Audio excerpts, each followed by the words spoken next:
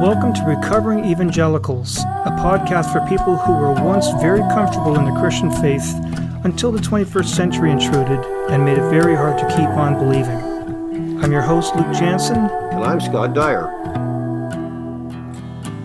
Mel Gibson is probably no stranger to any of our listeners.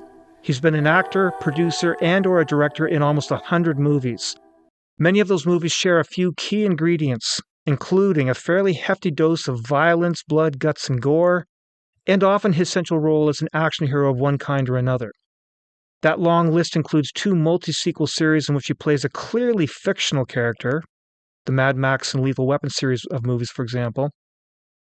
But it also includes other individual movies which feature not imaginary action heroes, but characters which either did or easily could have existed, playing out some of the most graphically bloody and violent scenes in his filmography, and which have plot lines with a very distinctly religious undertone. For example, Braveheart, The Patriot, Apocalypto, Hacksaw Ridge, The Year of Living Dangerously, and The Passion of the Christ. I'll be using a couple of these movies to help unpack today's topic, Easter. Happy Easter, Scott. Thank you. Yes. Yeah. Happy Easter to you as well. It might also be interesting for our listeners to know that Mel Gibson is also working on a new movie on the resurrection. Yeah, the sequel to The Passion of the Christ, I know. Yeah. Mm-hmm. Yeah, so that's kind of interesting. But yeah, he's a brilliant director in spite of the fact that he's gotten himself in a lot of trouble over the years with various things. Oh yeah, I know.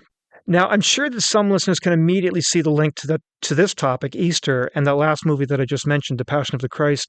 But there's one other movie in that list I gave that I'll spend a bit more time with when we get to a very difficult segment of today's conversation, so stay tuned.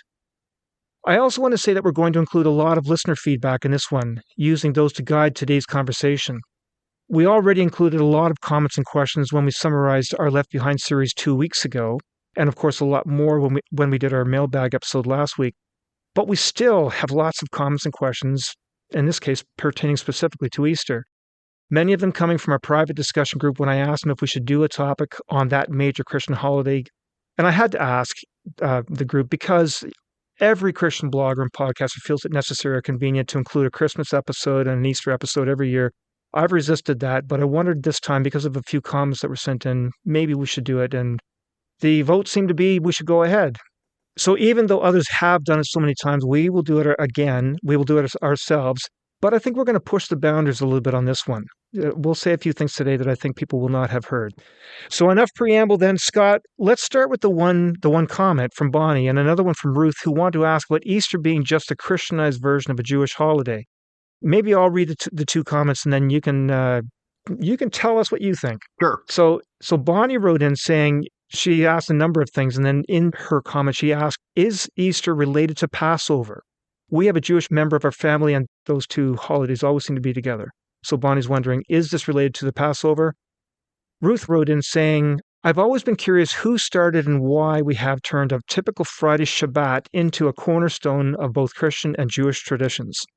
When Jesus said, do this in remembrance of me, he could have meant every time you eat together, every time you gather with friends or family. We also take the bread and wine so literally. They were typical fare for a meal back then. Why hasn't it been upgraded to chicken and fries? I feel that the whole Easter story and other rituals have been put up on these pedestals throughout history. I've always thought that Jesus washing of the disciples' feet has deeper meaning than sharing a meal. He's displaying humility, servanthood, and care, something we are seeing less and less of. So those are the 2 comments from Bonnie and Ruth. Scott, tell us, are these just a Christianized version of a Jewish holiday? Yeah, those are great questions from our listeners. Yeah, so the first one from Bonnie, is it related to Passover, is a very interesting question. In fact, it's a debated question. Some theologians, some scholars, they don't believe that Jesus' crucifixion and the Easter events happened on the Passover, and others believe that they did during the Passover week. I'm of that camp myself, but that is something that has been, debated over the years. But the question is it related to Passover? I think pretty much in either scenario, you have to say that it definitely is, or at least the early church certainly identified it as relating very much with Passover, that what's happening in the Easter story is kind of a culmination, a fulfillment maybe of what the Passover meant to the Jewish people. In other words, Right.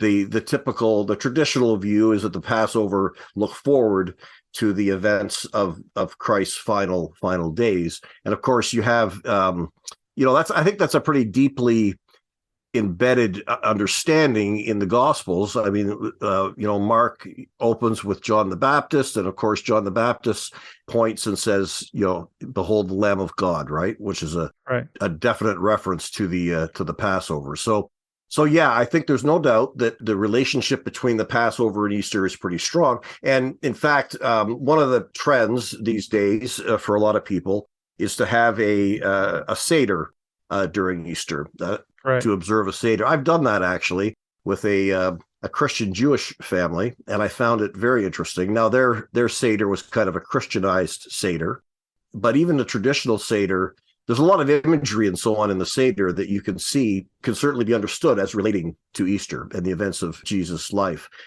Then Ruth... and before we get to Ruth, I just want to emphasize what you said. I'll just use my own words, though, that people might say, well, Christians took the Passover and turned it into a different festival. They didn't. It was Christ who took it and made it something different. Christ himself took the Passover celebration and gave it meaning that he didn't see in there before. Yeah, very good point, Luke. It's interesting. We hear a lot about appropriation these days, right, in our culture, right. And it's become a real taboo to quote appropriate another culture. If I wear a native headdress or something, I can't do that because I'm not a native person. So, and I understand those sensitivities, but it's like anything, it can go too far. But I only say that to say this. That the early church, the early Christians were the ultimate appropriators in a sense, right? They, in a sense, did, in fact, appropriate much of their Jewishness and translated that or Christianized it, right? In other words, they saw it in a new way, in the light of the events of Jesus' life and Jesus' teachings. They, in a sense, they reconstrued their Judaism. Especially you see this in Paul. And so, yeah, I think the Passover is a great example of that, where Jesus himself does that. And then, of course, following his lead, the early church as well.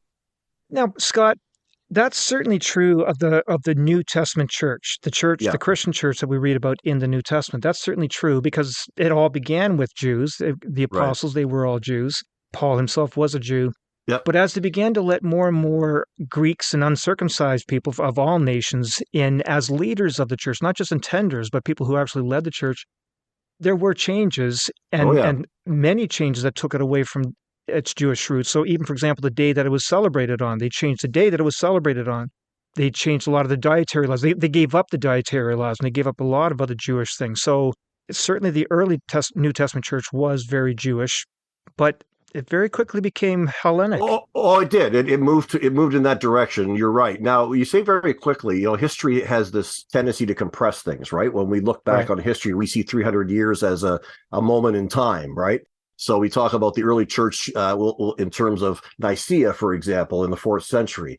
Well, yeah, it's the early church in terms of 2,000 years, but Nicaea is 300 and some odd years after the beginning of the faith, right? That's longer than the United States has existed, right? So when you say quickly, I only qualify that to say that one thing that scholars are realizing more and more nowadays is that the Christian church remained Jewish a lot longer than maybe has previously been supposed, right? And at least until about the mid-2nd century, it was primarily a Jewish movement and heavily influenced. In fact, one of the first major controversies in the Christian church was because this fellow by the name of Marcion, he felt that it was too Jewish, that the church should just dispense with the Old Testament pretty much completely and be reduced to pretty much just the writings of Paul.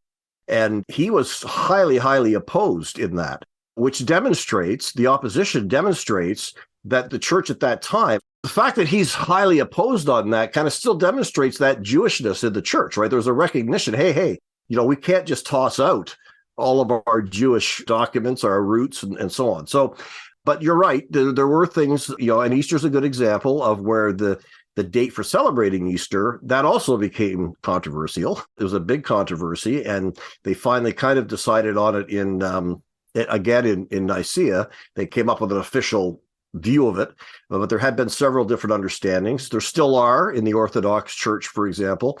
Now, as far as being a typical Shabbat, I think that I take what Ruth's saying. I take her point there, but I think that to say that, let me quote her. I've always been curious who started and why we have turned a typical Friday Shabbat. Well, it wasn't really a typical. If it was a Passover, it wasn't really a typical Shabbat. It was kind of a special Shabbat. Right. And back to your comment, Luke, I would say, well, we didn't do that. Jesus himself did that, right? Like he took that opportunity to institute what we call, the Lord's Supper and so on, what's referred to as the Eucharist, the taking of the bread and the wine. And those things, should we, she mentions, should we update that? Why not fries? And, that's interesting. I'm all for contemporizing things. However, I think we have to be careful when we do that we don't lose the original kind of symbolism, right? So the bread and the wine are specific because they're, referring to the body and the blood, right, of Christ. So which at the time that he did that must have been repulsive to them. Oh. Like I can imagine all those disciples looking at each other and going, what did he just say? Oh yeah, for sure. Especially Jews. You think about, that's right? my point. Yeah. Yeah. I mean, the whole, when you look at all of the food laws, a lot of it is about blood, right? That avoiding blood. Avoiding blood, right? But yeah, absolutely would have been shocking.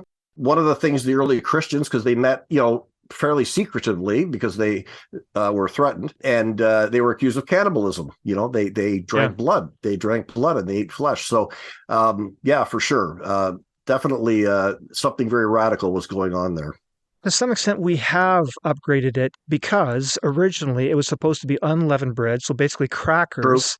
True. And wine. True. And now many churches will have grape juice instead of wine, and they'll use like you'll see them passing around this big loaf that you tear off a chunk of, or they'll cut into cubes. Right. And in both cases, they've substituted what was originally supposed to be.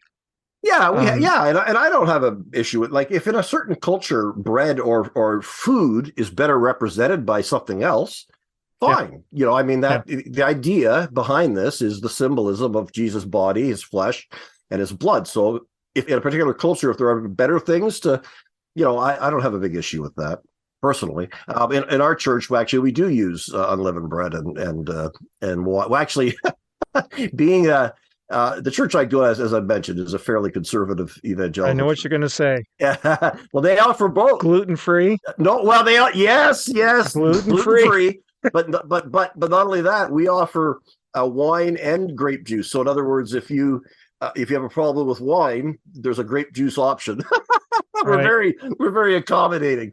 But anyway, so let's move on to the next question from Joe Bonner, if you want to read that one.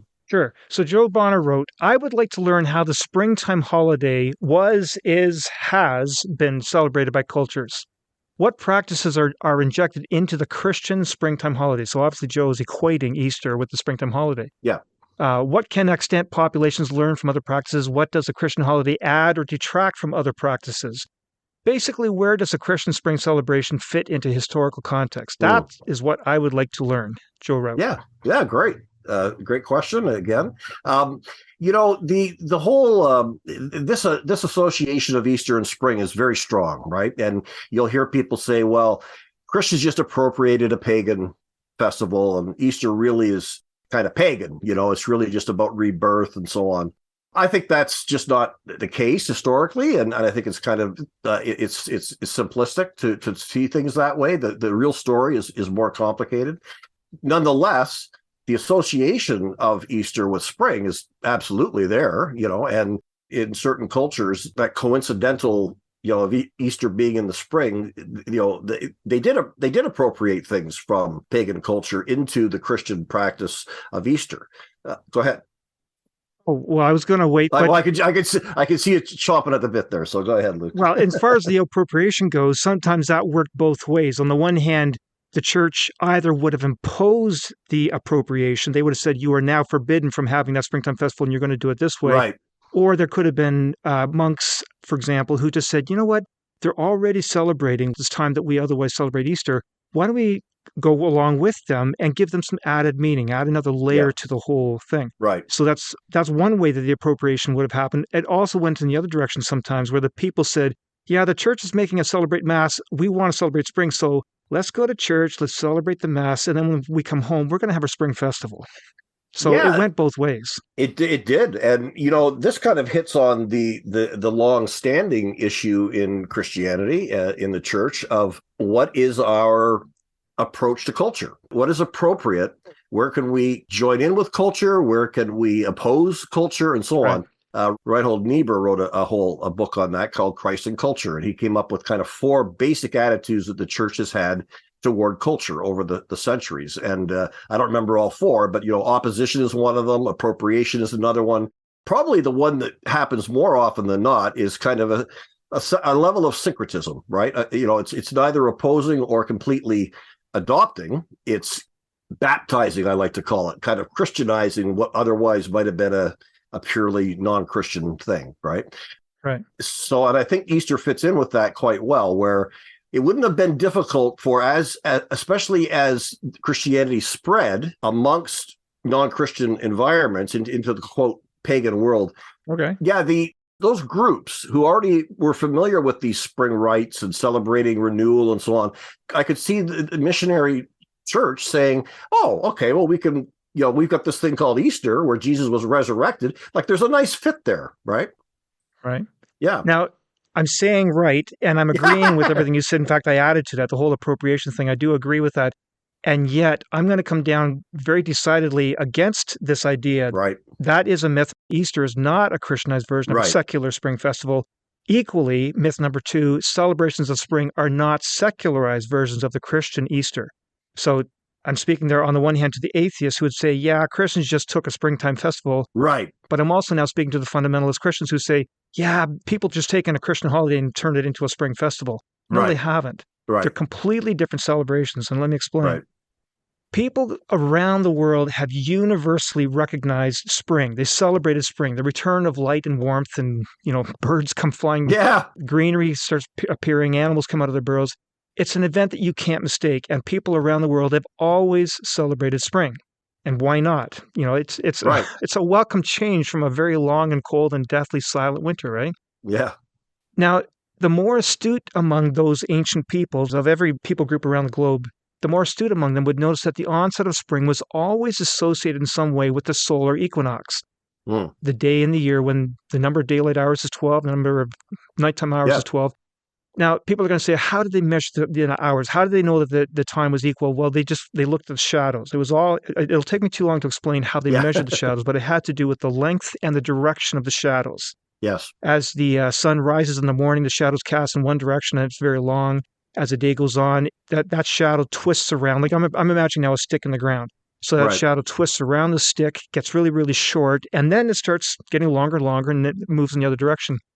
And they could see that there was a time in the year that always seemed to happen around that springtime where the time it spent on the one side and the other, they were equal. The height of the sun was at its highest point, and that was the spring equinox. They noticed that it happened again later on in the year, which always, for some reason, was in fall, which is the fall equinox.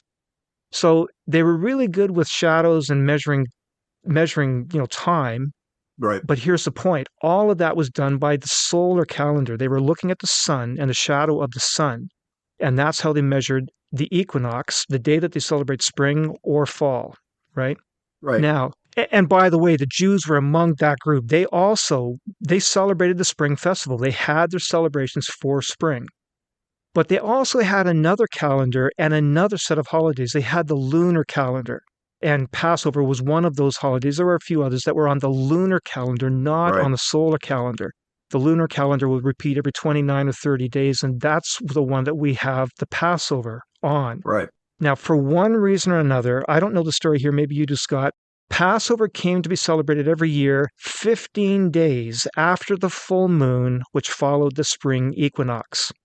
Right. Not the day of the spring equinox, but 15 days after the full moon, which appeared after the spring equinox. And using our Western calendars, that means a Passover/Easter can fall anywhere between March 22nd to April 25th.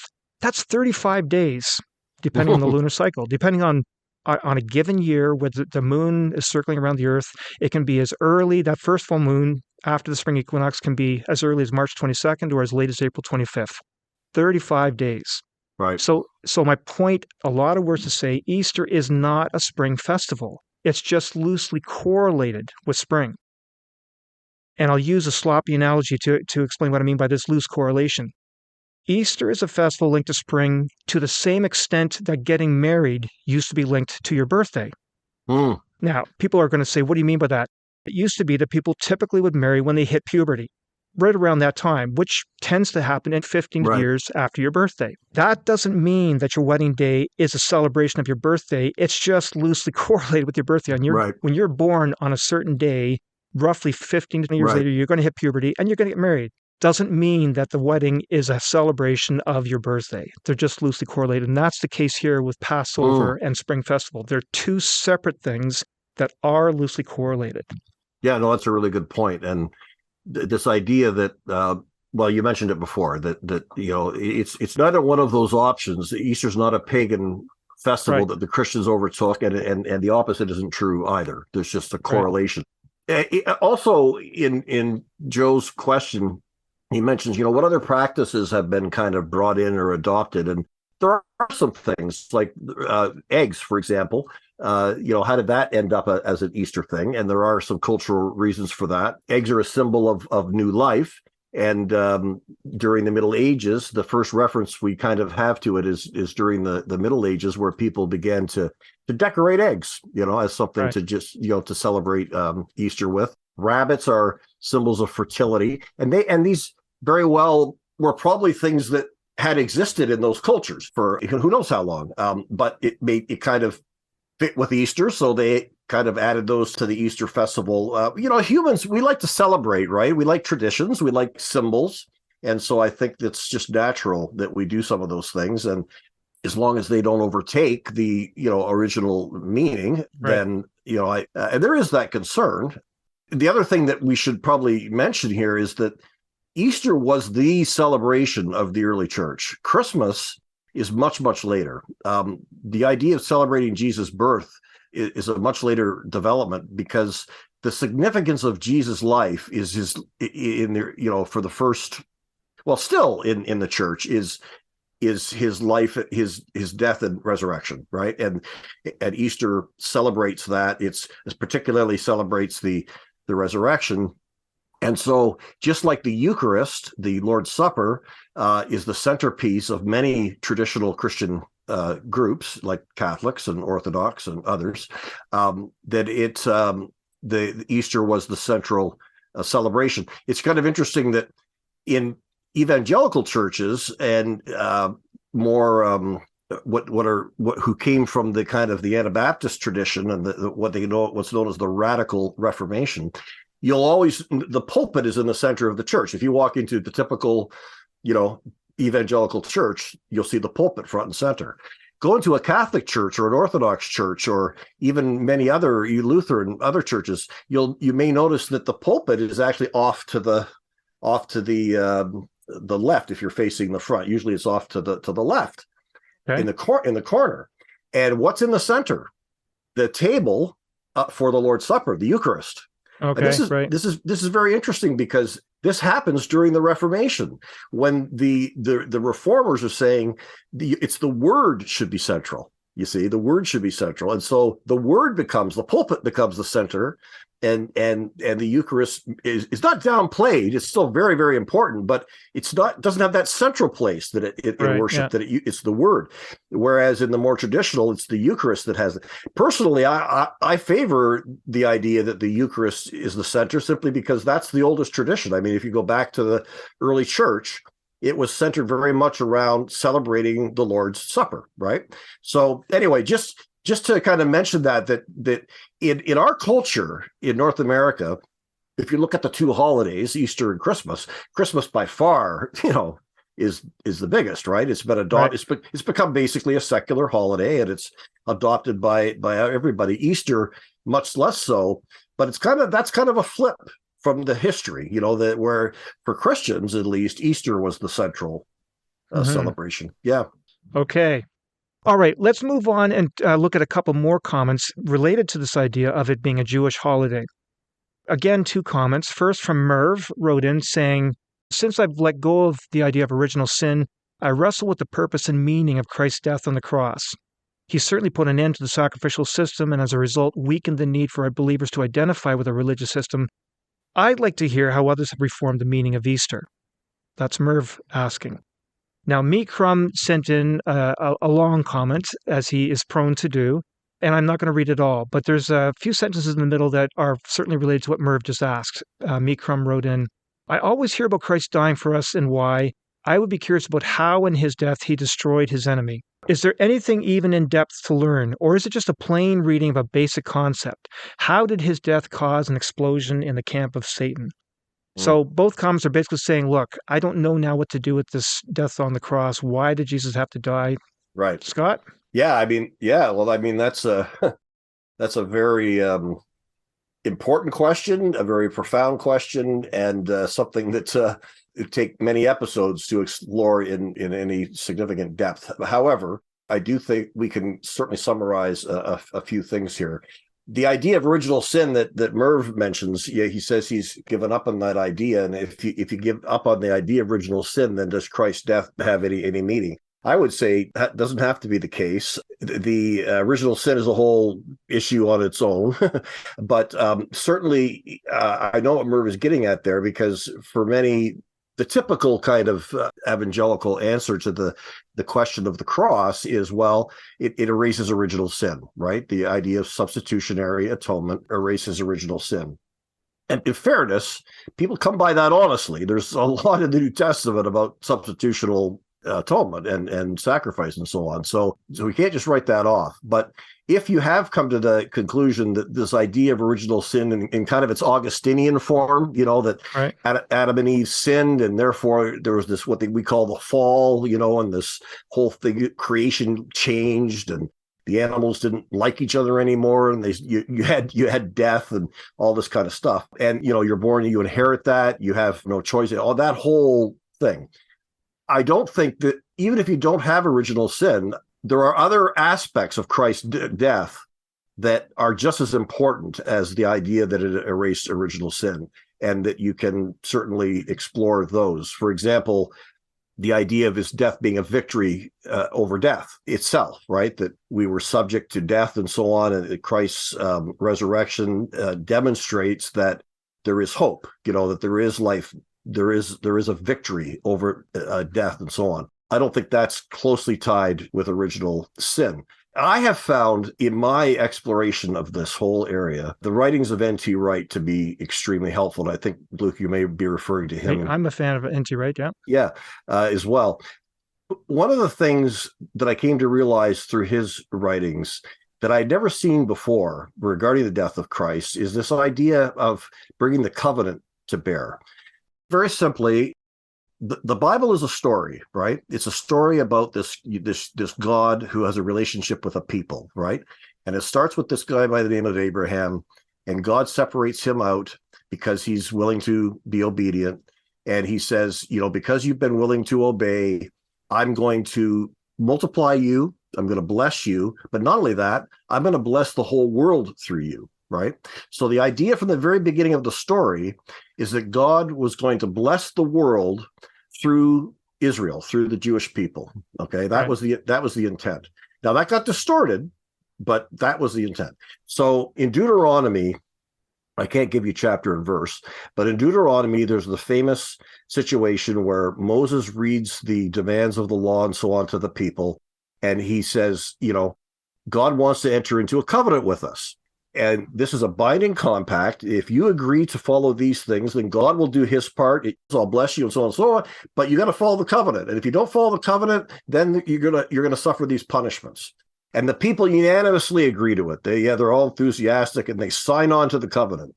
That goes south. That doesn't go well. They're constantly breaking the covenant. They're constantly failing in their responsibility to keep up with the covenant and so on. In Wright's view, and I hope I'm understanding him correctly here, I think I am, this kind of, in a sense, it binds God to this covenant. It's kind of like with a child, I guess, where you say to a child, Johnny, if you hit your sister one more time, I'm taking away your toy for a month, right? And Johnny, of course, hits his sister. So now you've got a dilemma, right? Do you take away the toy or not? Now, in that case, yeah, you would take away the toy. But what if you said something to Johnny like, Johnny, if you hit your sister one more time, we're not going on vacation. That probably wouldn't be the smartest thing to do, right? Because Johnny probably will hit his sister again, and you're probably not going to cancel your vacation, right? So, of course, we know as parents that we should be very, very careful about that. But in the case of this covenant, God has kind of bound himself to that covenant. He said, if you don't follow this covenant, then you're going to be punished for it. Well, now God is left with the dilemma of either he just punishes his people, or he looks for a faithful Israelite who will represent and keep that covenant. That's what we have in Christ. The covenant is fulfilled. So, in other words, Jesus is the perfect Jew. He's the perfect Israelite. He's the keeper of the covenant. He's the one who finally fulfills the covenant. And as N.T. Wright likes to put it, Jesus is for Israel what only God can be for Israel. And then so in that representative fashion, by fulfilling that covenant and then suffering for the fulfillment of that covenant, and you can look at that suffering in different lenses.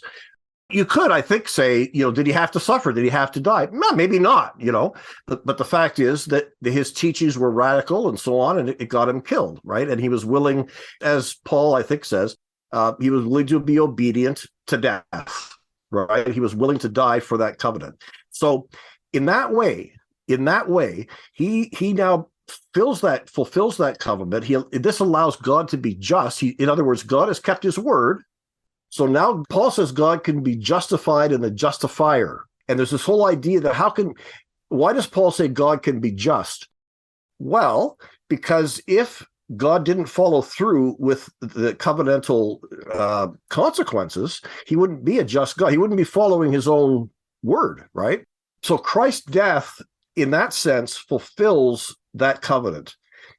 And Christ, as the perfect covenant keeper, is the one who stands, he's the sacrificial lamb that fulfills that covenant. And in a sense, it allows God to be just.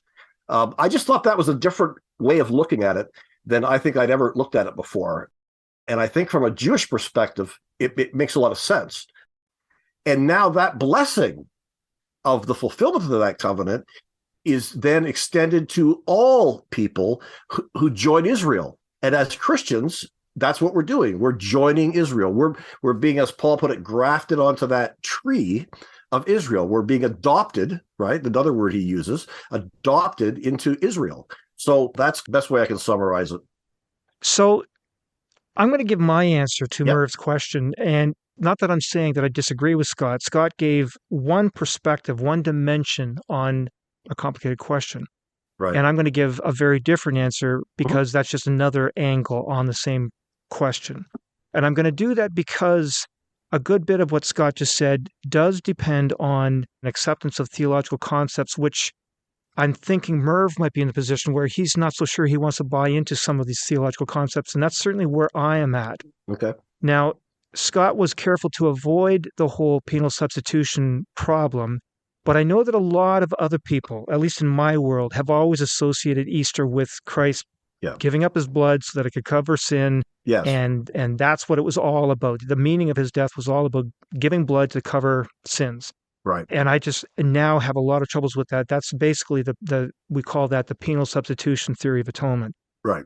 That requires me to sign on to some tenets that I don't want to embrace. And not that Scott was saying that these are the ones you have to, but I'm now countering what people have told me I need to embrace, and I can't. So, for example, humans have become something that God just can't tolerate because he's too holy, and so we're all cut off from him. Another tenet would be, in most cases, we become that way because of things we've done against that holy God, or even worse, sin that our ancestors did, and now we carried their guilt. The whole Adam and Eve and original sin thing. Right.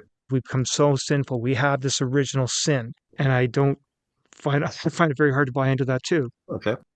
And then the idea that God can't tolerate us until we paid some kind of a debt against that sin, and unless somebody else pays that price and covers the debt, we're sunk.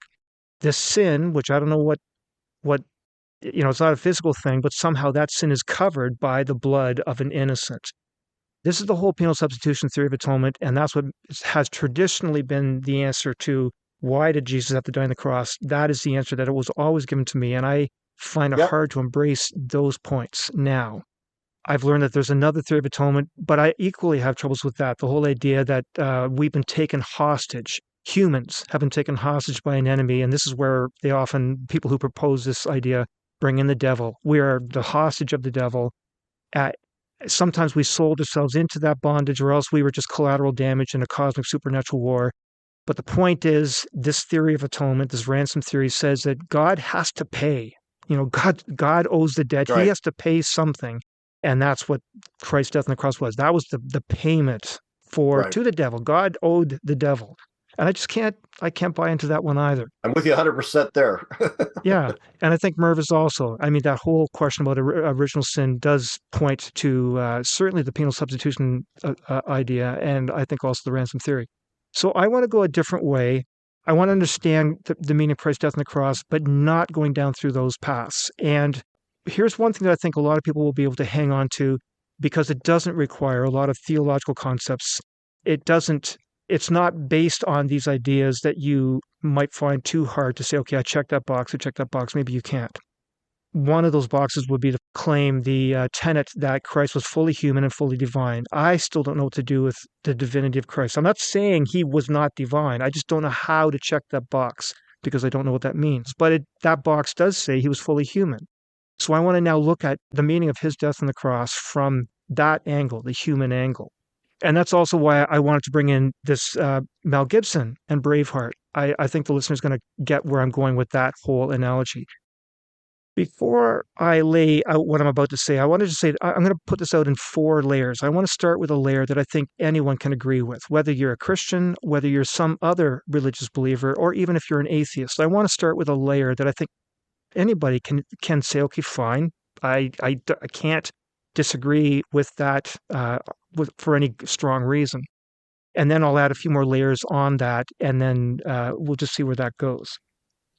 And I'm hesitant here because I am a little bit anxious. I do want to say I'm going to be very vulnerable here. These are ideas that I've just been toying around with, and I'm just being honest and open and saying, hey, what about this? This is something we can think about. You're thinking out loud. I'm thinking aloud, and I don't want to come across all Tom Cruise-y in Scientology here, because I'm going to get into some things that people will say, that sounds a little bit like Scientology. No, it's not. But let's talk about that when I get to that part of the story. I do want to use Mel Gibson's Braveheart, because, an image is worth 1,000 words, right? I want to have this image there so people can put that in the background. As I unpack these ideas, you can see where they kind of fit into place. Mm-hmm. But I also want to use those plot lines to unpack some very difficult theology, kind of in the same way that Jesus did when he referred to Noah's flood to talk about what was coming very soon to Jerusalem with Rome coming in, or the parables of the rich man and Lazarus. These are just parables, stories that help to unpack some difficult topics. Now, the other thing I want to say about Braveheart is that it's more than just a story. It's not a fairy tale.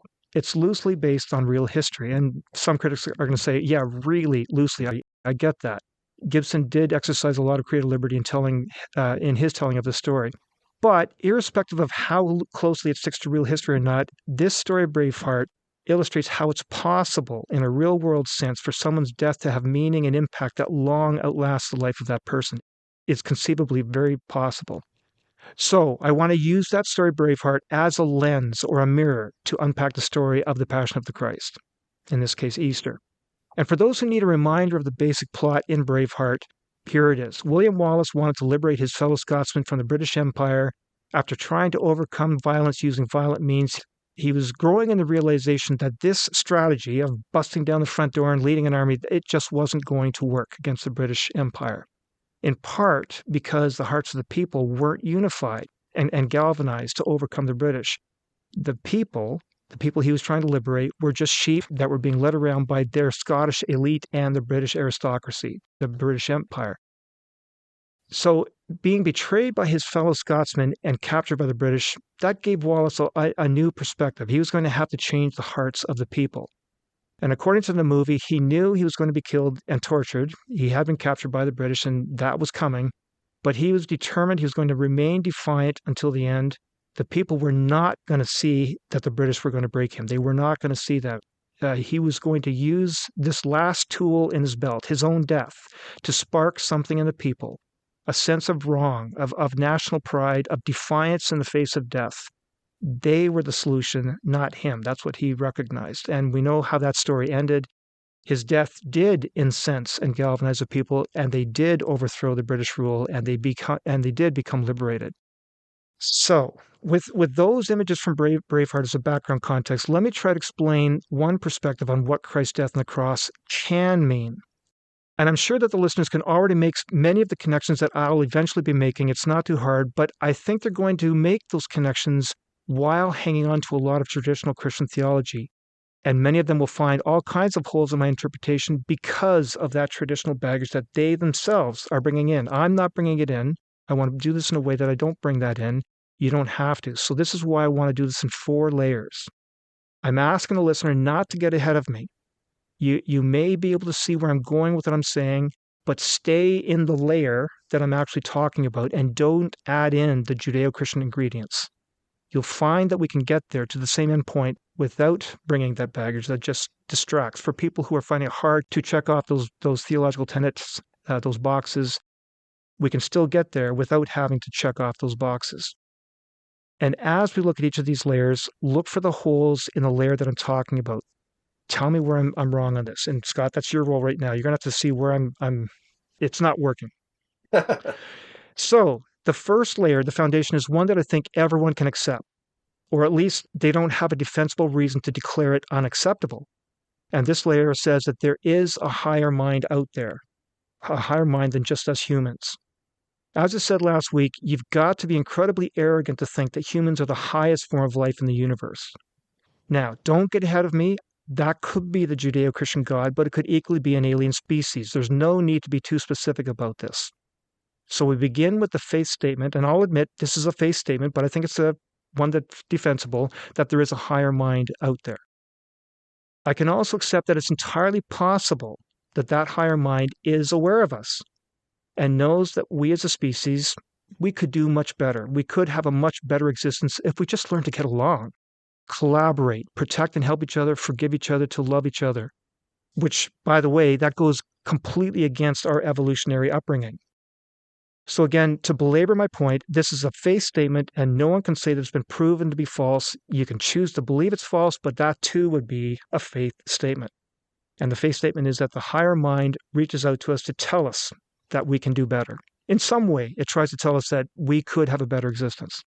As anyone who's ever imagined trying to talk to an ant or a bacterium or anything like that, you've realized that there's really 2 ways to do that. You either become one of them or you find one of them that you can talk to and let them be your emissary. End of story. That's layer 1. Okay, I think if you just go that far, keep it as simple as that. I don't think there's anything factual that can be said to oppose any of it. None of those statements in layer 1 need to have theological window dressing. Christians can accept them. Atheists can accept them. I'm not suggesting that everyone does accept them, but if they don't accept these things, their reasons come down to their own faith statements, not factual scientific evidence or convincing philosophical arguments. They might say things like the belief that there's nothing bigger out there than just us humans. That's a belief. You can say that there's nothing bigger out there than us, but I disagree. I don't think that we are the best that the universe can produce. So you can believe otherwise, but you can't prove that. The belief that us humans are doing perfectly fine on our own. I don't think that. I don't think we're doing perfectly fine, and I really don't think anybody else does too, but maybe you want to say, yeah, we're fine, we don't need the help. The belief that a higher mind would not take an interest in us humans or have sympathy and pity toward us. That's something that I was talking with somebody just a few days ago about these points, and that's one of the first things that he said. Why would this higher mind have any care whatsoever for us? And in our private Facebook discussion group just a couple of days ago, Lori asked the same question. Why do we think God would interact with us? And my answer to that is simply because we do that. We humans do this all the time. We show interest in much lesser beings all the time. And I'm not just talking about our pets, which can at least interact back with us on our own level to some extent, but people keep aquariums and ant farms. for animals that are basically unaware of our existence and certainly don't understand us in any way. We do it when we show admiration and envy for the intelligence of a dolphin or an octopus. We do it when we get concerned about a baby bird that's fallen out of its nest or concerned about a certain species of butterfly that's going extinct. Some of us even go so far as to pick up a bug or a slug that we see crawling on the road and move it into the grass so it doesn't get squashed by a car. And that bug, that slug, has no idea what just happened. It just notices all of a sudden it's flying through the air and then it's in the grass. Has no idea how that happened, but that was us. And some people do that, right? And if we are ever to come into contact with life forms on a distant planet, you can be sure that we are going to show interest in those life forms, even if they're just worms. We are going to be very interested. And how much more so if those life forms show any signs of potential for intelligence. So those are just the counter-arguments that I'll give to an atheist, but if you're the least bit religious and believe in the ideas that the higher mind had something to do with creating us, it's obvious why there would be interest in us. So one way or the other, I think this layer one that I proposed, you can't argue against it. You can believe against it, but you can't argue against it.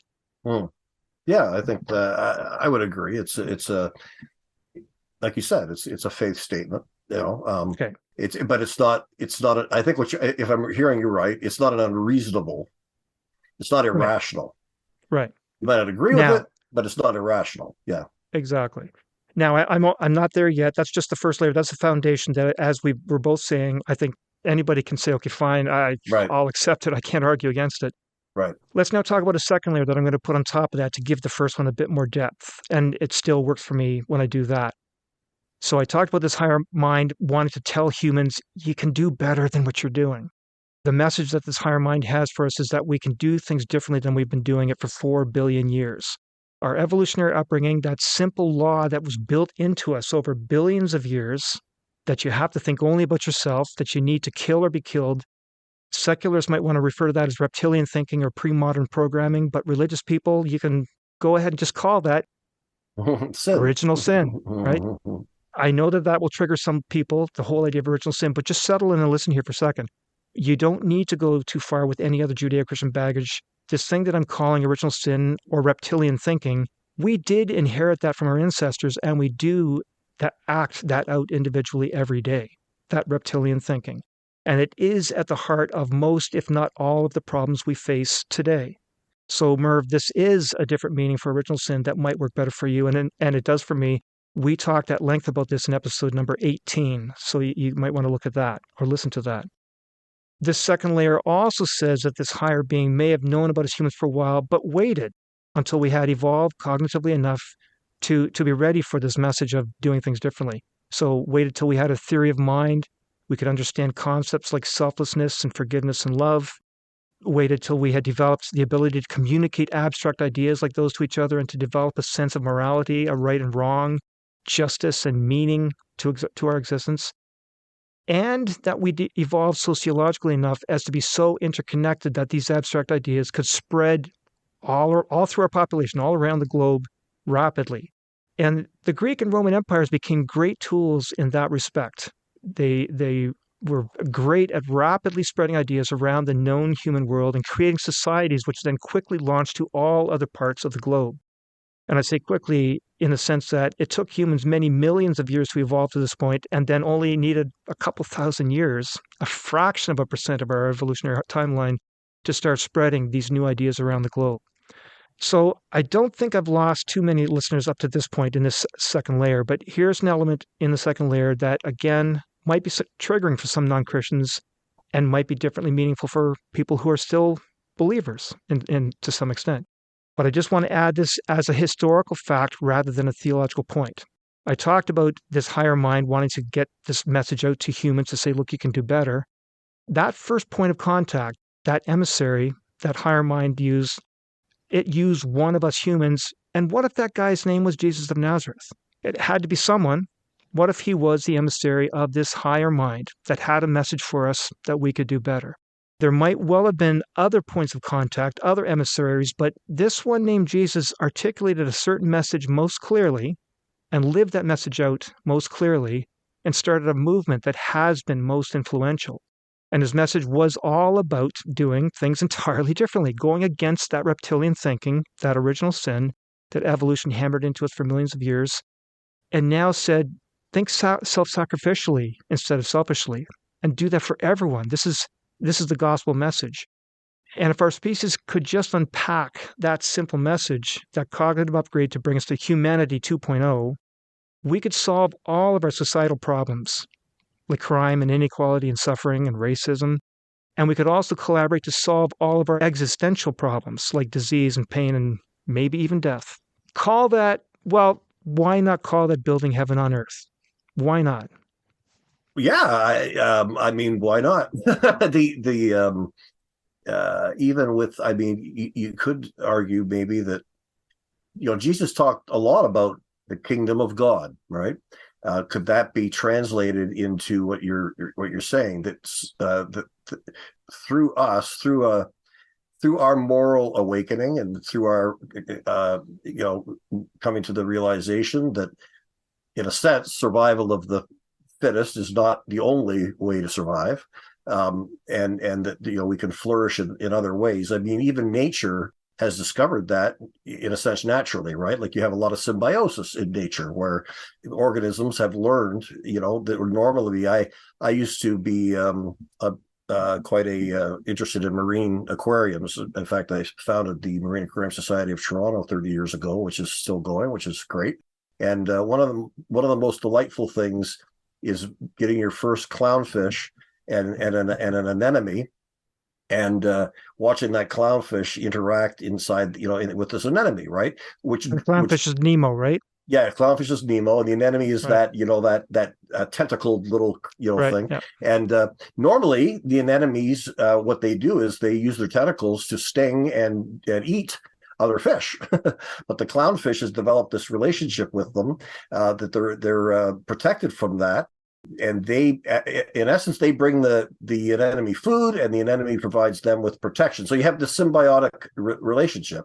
And there's all kinds of examples of that throughout nature, where symbiosis and cooperation can be just as powerful as the other. So anyway, we kind of, like you're saying, we kind of realize that, and we begin to transform the world into kind of, a heaven on earth, right? Right.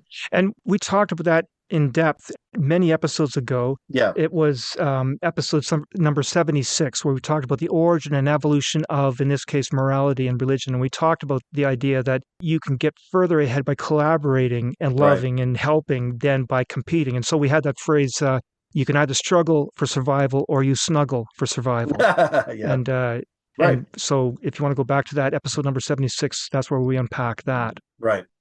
But now I want to then add a third layer, again, add more depth to the first two. And this is where the Braveheart movie comes in particularly helpful. Jesus was human. He was a Jewish man from the first century in Roman-occupied Palestine. That was his cradle. That was his school, his existence. And he saw the world through the eyes of a first century Jew in Roman-occupied Palestine. But he was also aware of this other influence in his thinking, something bigger, again, that higher mind idea, something that his first century Jewish mind began to associate with Yahweh.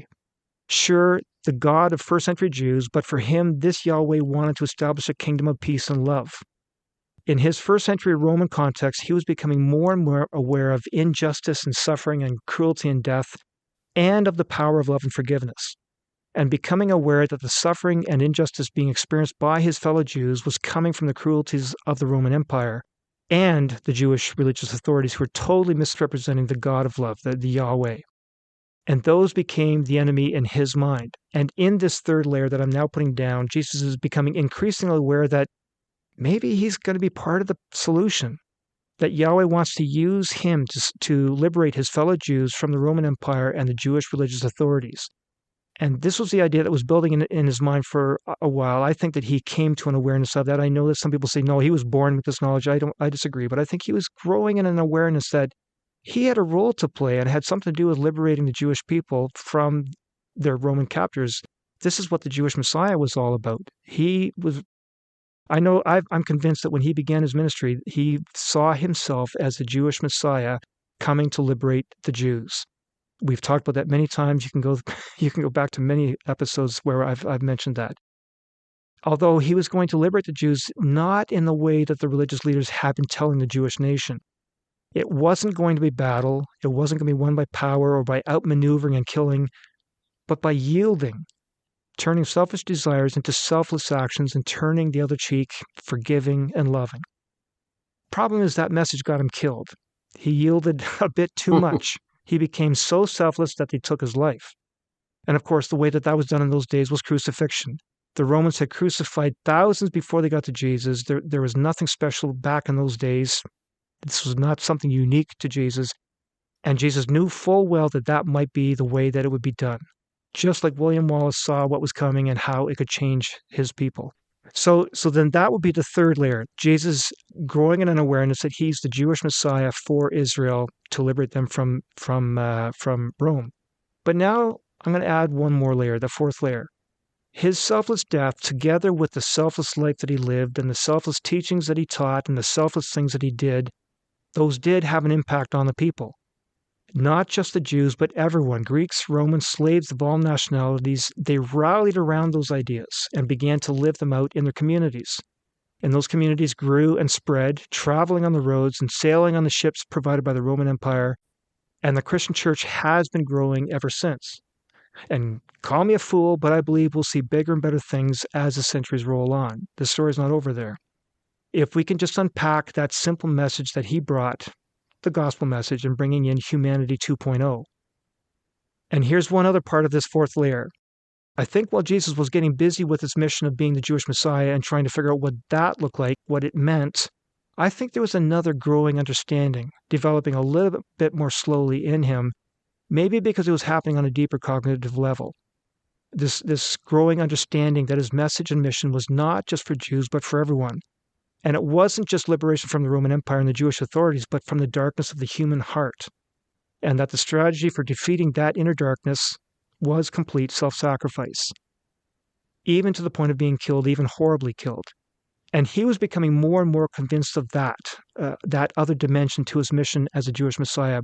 But even to the end, he wasn't quite sure, which is why he prayed in the garden to this higher mind, Yahweh. He said, hey, if there's another way, can we do that instead? But I'll go along with what you say. Scott? Yeah. Wow. There's a lot.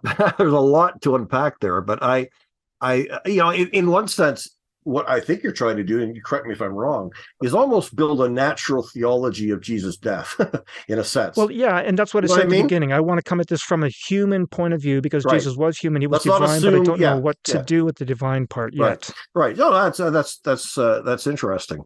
There's lots of things that could be said about various points that you've been making, but I do think it reminds me a little bit maybe of what Paul was trying to do on Mars Hill. Say, look, let's just start here. Let's just start with this unknown God and start to reason a little bit together about that. And certainly one pretty popular understanding of Jesus' death is, or quote, atonement, is the moral theory of the atonement, right? Yeah, and that's more or less, I think, what you're driving at. Yes.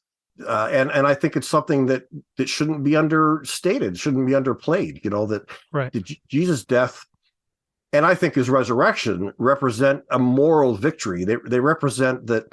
They represent lots of things, but they represent a moral victory in the sense that, especially, I think this is why the resurrection is important, because if Jesus dies and that's the end of it, then you could argue with Nietzsche and Ayn Rand and others that sure, that self-sacrificing thing, it may all sound nice, but it just gets you killed. Yep. It's not really, it's not practical. It's actually, it's Pollyannish and so on. But the resurrection, what that says is, no, this is actually, this is the way of life. There's actually a victory here, victory over death. Death meaning not just death in the physical sense, but death in the sense of the darkness. This way of suffering, this way of self-sacrifice, this way of loving your neighbor as yourself, all this is the way. This is the way to life. And that's represented in the resurrection. So I think that's very much in keeping with the Easter message. Now, I recognize fully that this version of the atonement looks a little bit different than the one that traditional Christianity holds up. And I recognize there are going to be Christians and people who are still hanging on. This is going to be perhaps difficult for them. It's going to take some massive revision of one's theology to accept my version of it. But let's face it, the first century church had to massively revise their Jewish-centric worldview when they started letting Greeks and non-circumcised people into their churches and letting those uncircumcised Greeks and non-Jews hold positions of leadership. They had to massively revise their eschatology when Jesus didn't return after a few weeks. He said he was coming again, and they were waiting, and months stretched into years and the centuries. Right. The church spent a couple centuries re-examining their Christology, debating endlessly about his humanity and divinity, and they're still doing that. They're still not done with that. Probably never will be. Yeah, they had massive revisions to atonement theology. You just mentioned several theories, and that's been going on over the past millennia or two. And again, that too has been ongoing. The church had to massively revise their understanding of humanity and human origins when they sailed off of Europe and discovered people on other continents. And they had to start looking completely in a new way at that whole Genesis story. And in the same way, everyone knows geological and archaeological and other scientific discoveries forced the church to massively reconsider what they thought about creation, about the flood, about the Exodus, about the human soul, and of course, about the Bible itself. More recently, the church is having to massively redefine what it thinks about marriage and divorce and sex and gender in response to what's going on in society. So maybe it's time that we do reconsider some other aspects of our theology, like this alternative interpretation of the meaning of the death of Christ on the cross, especially when holding the traditional theology requires making assumptions and checking boxes beside theological tenets that are just getting too hard to check. Peter ends have got me thinking completely differently about the Bible now. N.T. Wright, Scott, you mentioned his name. He's given me an entirely different perspective on the concept of heaven and the afterlife. Completely different from the traditional Christianity that I grew up with. And there are others that are way more radical than them, people like John Shelby Spong and Marcus Borg. And what I'm saying here is not any more radical than what they've said and written. And they still call themselves Christians. They're dead now, but they were while they were still alive. So why can't this idea that I'm presenting not be a Christian interpretation of the meaning of Christ's death on the cross? Right. Yeah, you hit on an important thing there. What is the boundary line, or is there a boundary line, right, of what is Christian and what is not Christian? That's an interesting conversation for another time. But nonetheless, I think it would be a valuable one. Yeah, as I mentioned before, you're coming at it from a different angle, and you're saying, well, if we don't accept the Bible as revelation and so on and so forth, even on that basis, how can we look? Is there a way at looking at Jesus' death that is nonetheless fulfilling, and I think motivating in a lot of ways? In other words, like the original question, if I don't believe this particular doctrine, let's say original sin, does that mean I throw out the whole gospel? Does that mean I throw out the death of Christ and everything else? And you're saying you're arguing no, and I would agree with that. Exactly. Yeah, and I think that's an important point. One last point, at the risk of belaboring it, but I haven't really articulated this clearly and specifically for certain listeners who might think, okay, obviously Luke has now left Christianity. This 4-layer cake that I've served up to listeners, you could easily think that. For example, I'm only thinking of a higher mind being something like aliens like you see in Contact or Prometheus, but that's not the case. I haven't said anything about how much I believe, the upper limit of my faith worldview.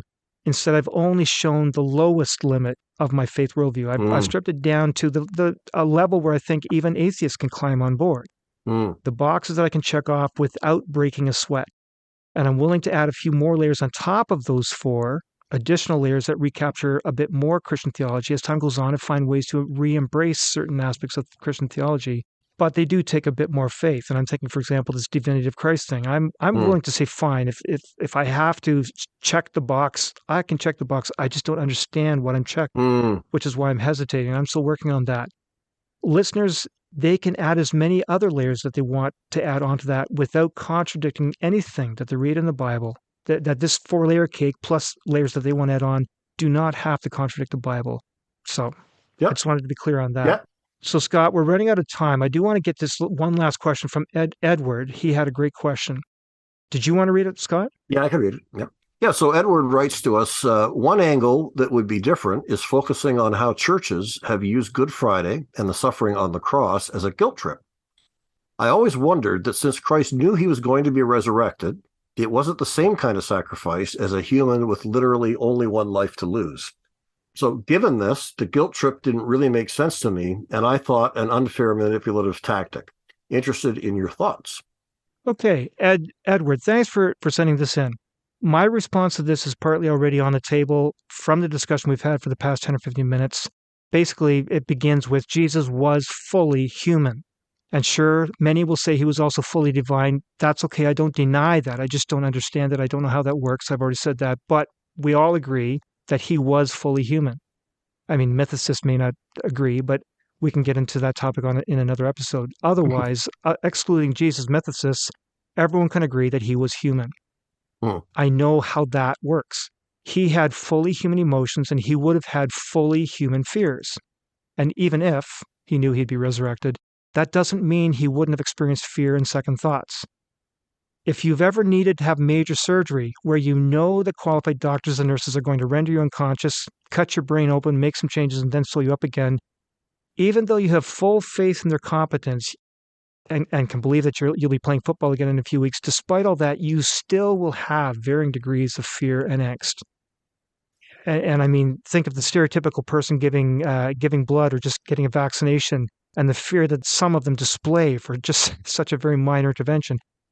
Even those who don't put on a display, I guarantee if you measure their blood pressure as the needle's being brought to their elbow, I'm sure you're going to see a spike in their blood pressure. So that's just the human fear. That's what I'm getting at. We all have those human fears, and Jesus would have had a tremendous human fear. You compare to what crucifixion entails, the idea of having nails driven into parts of your hands and feet that are full of sensory nerves. And then all your body weight then hung on those sensory nerves, pressed up against the bone. And not just for a few minutes, not for a couple of hours, but for days. And the way that you died eventually was slowly losing the ability to breathe. And you kept trying to breathe. You had to lift yourself up to breathe, and that involved pressing those nerves against the bone even more. After days and days of doing that, you basically were exhausted and you couldn't open your ribcage anymore, and that's how you died. So this is not getting a vaccination, and this is not even getting brain surgery. This was designed by the Romans to cause the most indignation and pain to the individual and the most fear and horror for the onlooker. So I don't think that it was easy for him to have gone into this knowingly. Yeah. That's all I have to say. Yeah, I think you're right. At the very least, right? And not to even mention the flogging, which was a horrific thing just in itself. I mean, many people died just from flogging, and the humiliation and all those things. And that leaves aside any of the mental, and theological issues, I personally think that as a human being, he's having doubts. I mean, he's like, is this really, he says it, is there another way? Yeah. And even if you tell me, hey, Scott, you're going to be resurrected in a couple of days, but until then, we're going to beat you beyond recognition, and then we're going to crucify you. Yeah, I don't think that would help me much even if I did believe I was going to be resurrected, I think that I would still have a Gethsemane experience for sure. So I think a lot of other people would back out. Yeah. I totally expect that. Yeah, absolutely. Yeah. So I think you're right. I think the key thing is there, the humanity side of things, right? If Jesus is not human, if he's kind of a superhero, not really feeling the pain, and he's kind of floating 6 feet off the earth, then totally agree with and I think Edward does say that, right? Yeah. He essentially says that. But I'm saying, okay, I don't think he was only a superhero. I think he was human. Exactly. At least human, fully human. And there you go. Right. Sure. But Scott, we need to move on. This is our contribution to the Easter. Many people are going to be blogging and podcasting on Easter, and this is our contribution to that. Next week, we're going to interview Philip Yancey about his latest book, Where the Light Fell. It's his memoir, a look at his love-hate relationship with evangelicalism, a portrait of Yancey that I never would have expected. And if you ask me, the book should really be called The Philip Yancey I Never Knew. Yancey lovers will detect some tongue-in-cheek happening there. Thanks, Luke. I just want to say thanks to the listeners for sending in these comments and questions, and keep sending more to help guide our ongoing discussion. And long may the discussion continue. You've been listening to Recovering Evangelicals with your hosts, Luke Jansen and Scott Dyer. Send your comments and suggestions for new episodes to lukejjansen@gmail.com. Join our private discussion group on Facebook by searching for the Recovering Evangelicals podcast group. look for the logo that you always see at your favorite podcast catcher and ask to be let in. Subscribe to lukejjansen.wordpress.com if you want to get advanced releases and group posts, or browse through our archive for a full listing of all our previous episodes. And please help the podcast by sharing with a friend and leaving a review at your favorite podcast catcher.